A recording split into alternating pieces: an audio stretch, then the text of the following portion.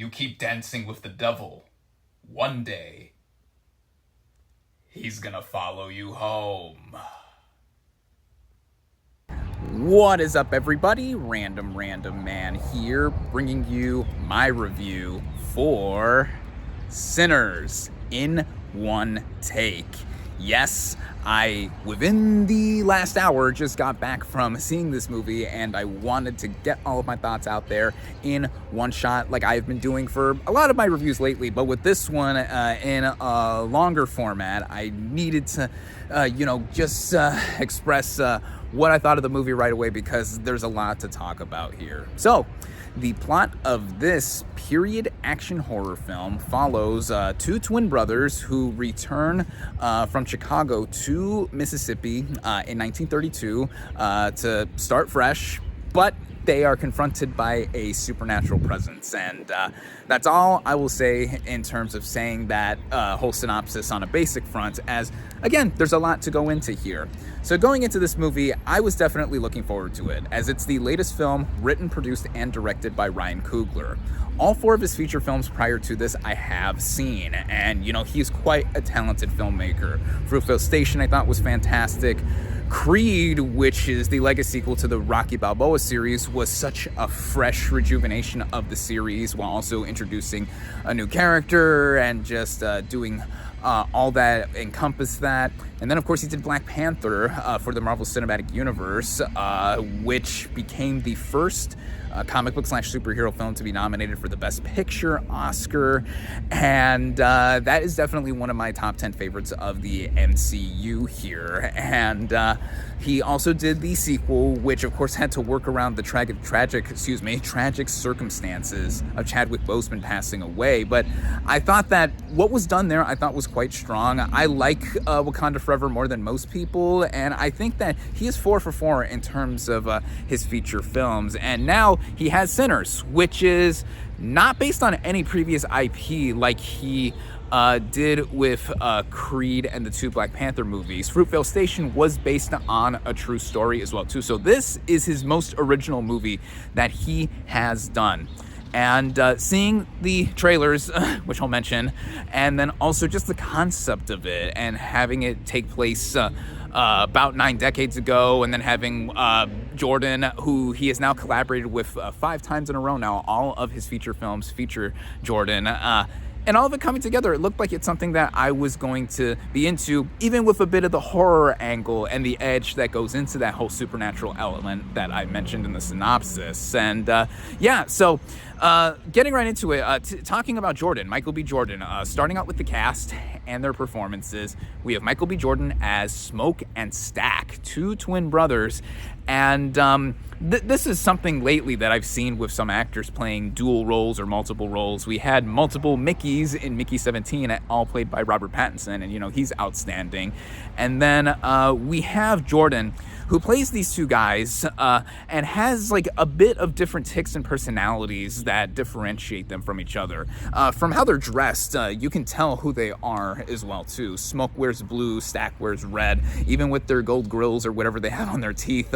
With how they make you tell the difference. And also just with how I believably thought that these were 2 different characters. And of course, with technology now, he is imposed in the same frame, even though he did the performances separately. And yeah, I'm always amazed by that, even though it has become more than common now in like the last quarter of a century. But this here, I do think presents or features Jordan in a light of where there's a lot that goes into these characters. They're former gangsters from Chicago. Hey, shout out Chicago, that's where I was born. And they come back home to Mississippi thinking that they're gonna just start a juke joint and leave all that behind them. But of course, stuff comes back to them, whether it's other characters, and then also the whole horror angle that is presented here. And yeah, these are 2 of the best performances that Jordan has ever done in a feature film, I think, so far. He really made me believe these are 2 separate guys, and when stuff starts happening as well too, credit to him. He is one of the most talented leading men in Hollywood today. Then we have a lot of other characters here, like this is what I get for doing this in one take and outside. But it's not too bad out, even though it's very cloudy. But anyway, the rest of the performances here. Miles Dayton, I gotta give him a shout out because he plays the younger cousin to Smoke and Stack, who is an aspiring blues musician despite picking cotton in the fields by day. And this movie takes place over the course of a day, and he gets to hang out with his older cousins, even though they're sketchy. And this guy has made his acting and film debut period with this movie, and wow, what a breakout star already. I mean, first off, that voice, when he does show off his musical talent here, wow. I mean, also being able to play the guitar or the banjo. I can't tell between instruments. Clearly, I'm illiterate there in terms of differentiation. But anyway, when he plays and sings at the same time, and what his character is all about. His character's dad is a preacher who doesn't like that he wants to be this blues musician. Switching hands here because this one's getting tired. And then also just getting into it and performing at the juke joint with his cousins running the joint. And yeah, his character really has a lot here, and the movie actually does initially begin with him in some instances, just to go off and how this movie has so much going on thematically and just how his arc is forming, and then, you know, just how he is with interacting with the other characters here, just getting into the whole aura and atmosphere of the time. I mean, he was phenomenal, just like Jordan here as the two leads, or two separate characters. You see, again, that's how much I was believing that Jordan was playing two separate characters. And then we have two love interests for the two twins, Haley Steinfeld, who has a history with Stack, and Wumi Musaku, who has a history with Smoke.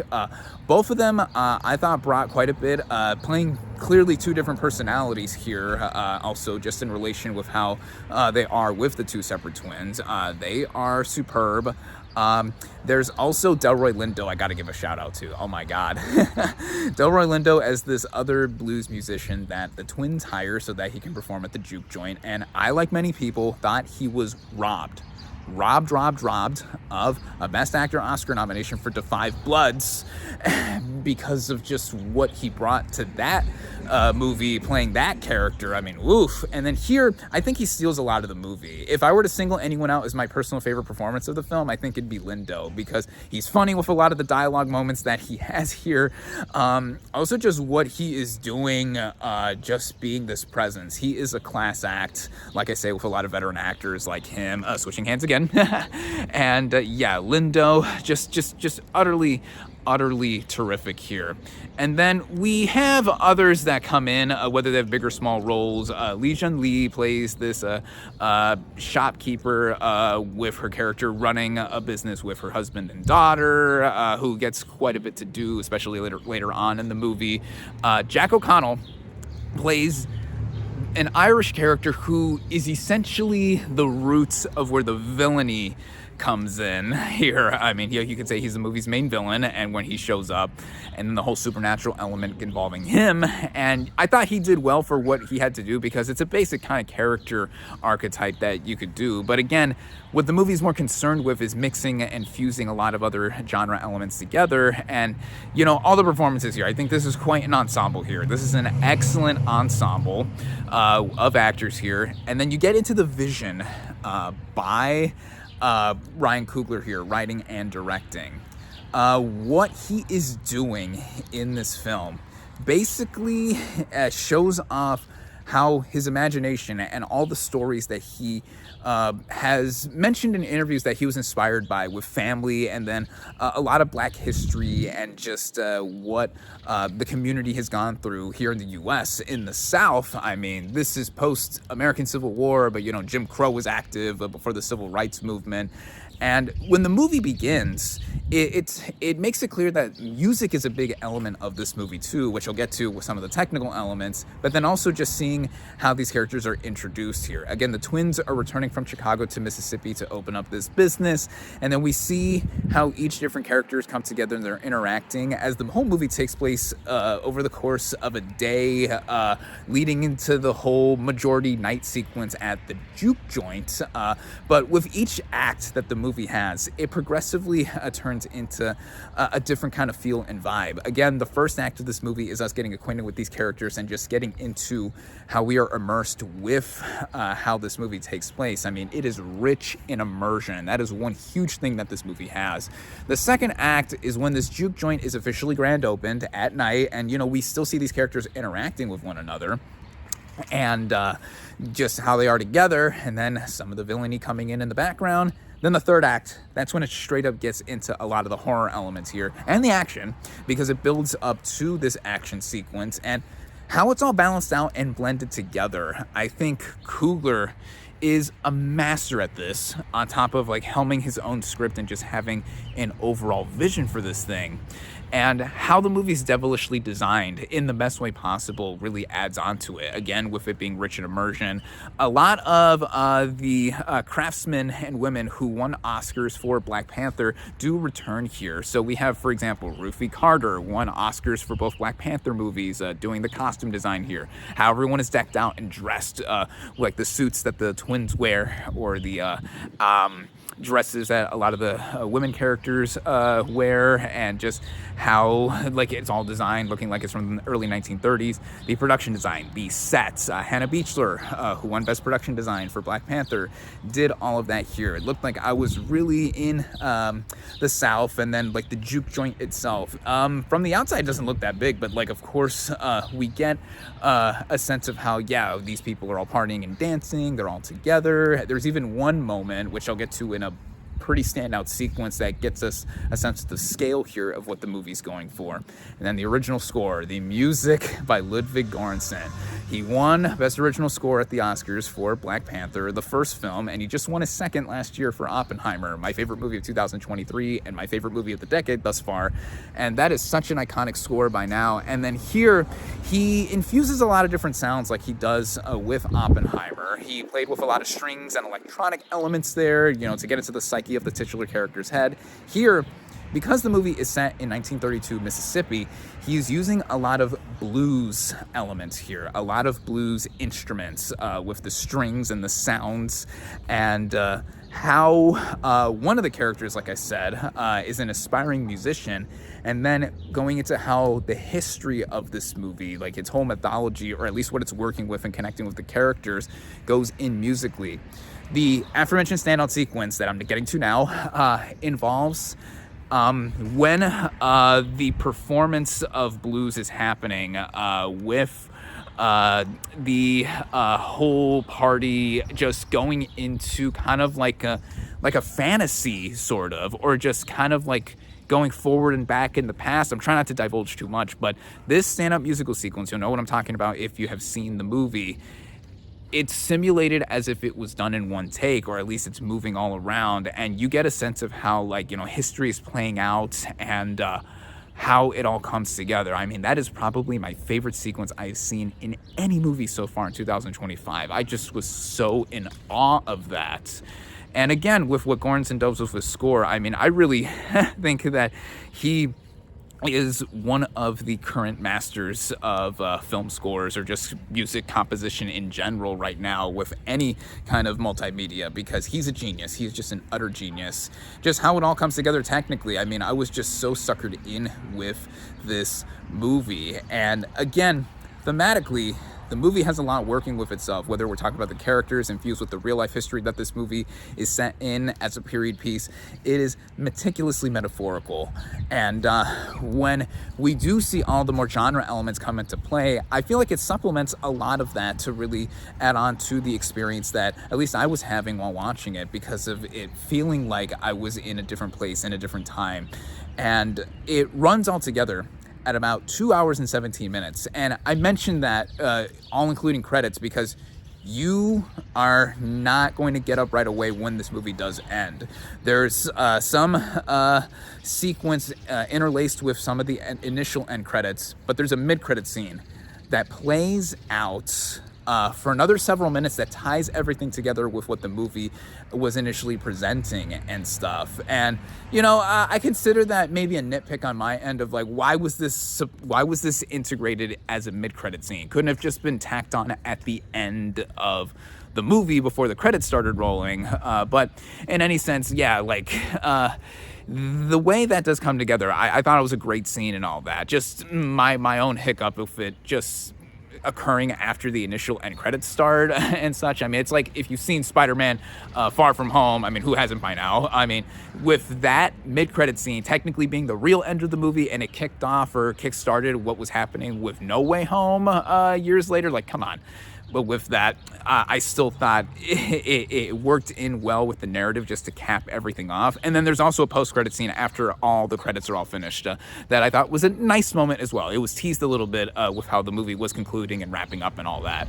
But yeah, this movie really is something in terms of how it all came together. And aside from me thinking, oh, the mid-credit scene should not have been a mid-credit scene, really the only other minor quibble I have with this movie is that some of the visual effects are dodgy. I mean, there's some dodgy CGI here with the whole supernatural element that's going on here. Again, I don't want to necessarily give it away, even though my intro to this review already hinted at that because of the second trailer for this movie. Like, I was mad that revealed what was happening with the characters or what was here with the horror presence. I get it, the studio has to market the movie, but I don't think that should stop people from being on the fence for seeing this thing, because I've said many a time, horror is not really my jam. It's my least favorite genre of movies. But again, the movie is fusing so much here. It is a fusion of being a period action horror film.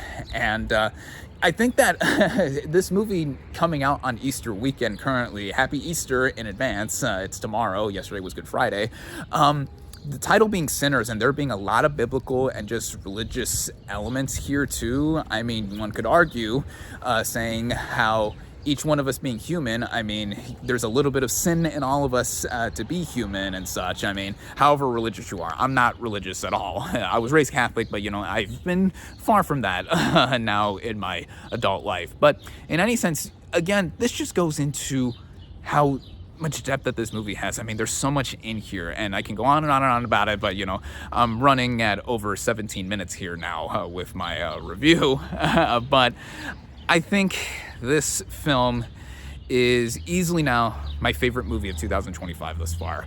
It really shows off a lot of the originality that Coogler has in terms of being a filmmaker, and then how this is, for lack of a better term, and to be a little pompous and pretentious, cinema. I mean, you're seeing this thing, if you're going to see this thing at all, see this thing on the biggest screen you can find. I mean, that's one thing I just forgot to mention. Oh my God, the cinematography, how this movie is shot. This was shot with IMAX cameras. I did not see it in IMAX. I saw it in my local chain's equivalent of a premium large format, XQ, if you caught my movie ticket stub earlier. Shout out Classic Cinemas. I mean, see this thing on the big screen, and if possible, the biggest screen you can find, because again, the movie is rich with immersion. And seeing original movies like these, I mean, this is what I'm all about. I love seeing originality in the theater, and with this really hitting and firing on all cylinders when it is working at its best, that is what I think makes the film special. And the movie is also rooted in a lot of Black identity and history, and I hope